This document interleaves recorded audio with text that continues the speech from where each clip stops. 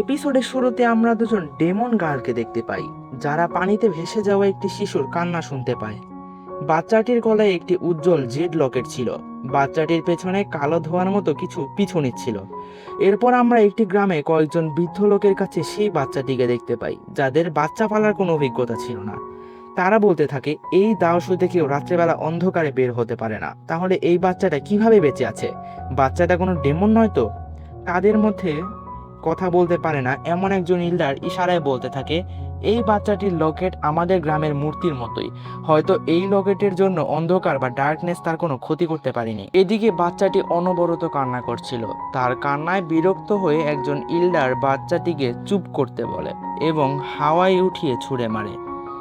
তখনই অন্য একজন গ্র্যান্ডপা তাকে ধরে ফেলে। তখন তারা বলতে থাকে, আমরা বুড়োরাই নিজেদের খেয়াল রাখতে পারি না, তাহলে কিভাবে এই বাচ্চাটার খেয়াল রাখবো? তখন তাদের মধ্যে একজন বলে, কেননা আমরা তাকে পয়জন দিয়ে সারা জীবনের জন্য চুপ করিয়ে দিই। তখনই একজন বৃদ্ধ দাদি তার নিডলস দিয়ে পোকাটিকে মেরে ফেলে এবং বলে, কার এত বড় সাহস আমার কুড়িয়ানা বাচ্চাকে মারার কথা ভাবে? তখন বৃদ্ধ দাদি বলে, আমার কাছে একটা গরু আছে, এর দুধ খাইয়ে আমি একে বড় করব। আপনি কি ভাবেন ভিলেজ চিফ? ভিলেজ চিফ তখন বলে, আমরা কোনো না কোনোভাবে শারীরিকভাবে অক্ষম, তাই কেন না আমরা এই সুস্থ বাচ্চাটিকে বড় করি? এবং সে এই বাচ্চাটির নাম দেয় কিন্মো।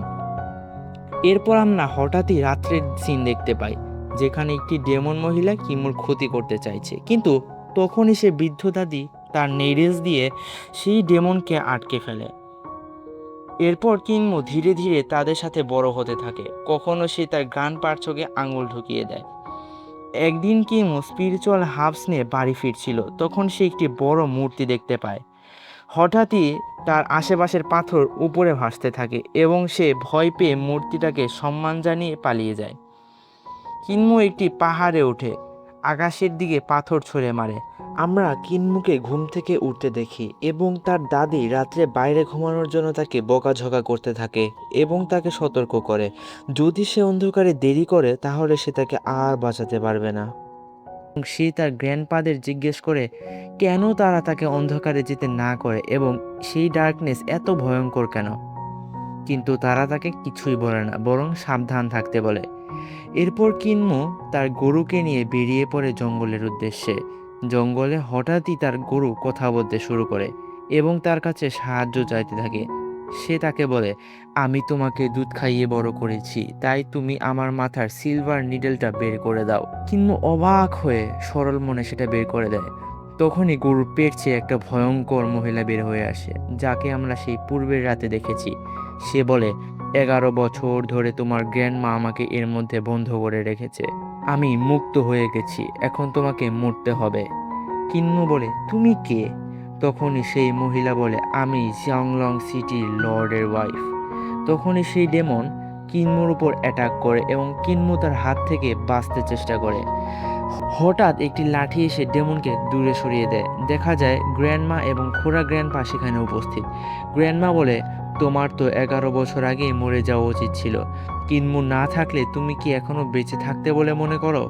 সেই মেয়েটি কিছু বলার আগেই গ্র্যান্ডমা তার নিডলস দিয়ে তার মাথার এপার ওপার করে দেয়। তখন খোড়া গ্র্যান্ডপা কিন্মুর মাথায় বাড়ি দিয়ে বলে, এই মার্শাল আর্টের জগতে তোমার অভিজ্ঞতার অভাব আছে, তাই তোমার সবসময় সতর্ক থাকতে হবে। এই বলে সে সেই লাশটিকে এবং গরুর চামড়াটিকে নদীতে ফেলে দেয়। তখন গ্র্যান্ডমা বলে, চলো ফিরে যাই, আজকে কিন্মোর অ্যাওয়াকিংয়ের একটি বিশেষ দিন। এরপর সবাই চলে যায়। এরপর সেই লাশটিকে দেখানো হয়, যেটি নদীতে ভাসছিল। তখনই ডার্কনেস এসে পড়ে এবং ডার্কনেসের সংস্পর্শে আসার সাথে সাথে সেই লাশটি কঙ্কালে পরিণত হয় এবং আমরা এখানে দাওসুর বাইরে কয়েকজন সোর্সম্যানকে দেখতে পারি, যারা সেই লাশের কাপড় দেখে বলে, এটা হতো জিয়াংলং সিটির লর্ডের ওয়াইফ। তারা সেই কঙ্কালটির মাথায় থাকা ছিদ্র দেখে বলে, একে যে টেকনিকে মারা হয়েছে সেটা শুধু হেভেনলি ডেমন সেক্টর মেম্বাররাই ব্যবহার করতে পারে। এর মানে এটা শিওর যে এখানে সেই সেক্টর মেম্বার রয়েছে এবং তাকে মারার জন্য ওয়েস্টারল্যান্ডের ভিতরে প্রবেশ করে তারা, কিন্তু তারা জানেই না তাদের জন্য সেখানে কি অপেক্ষা করছে।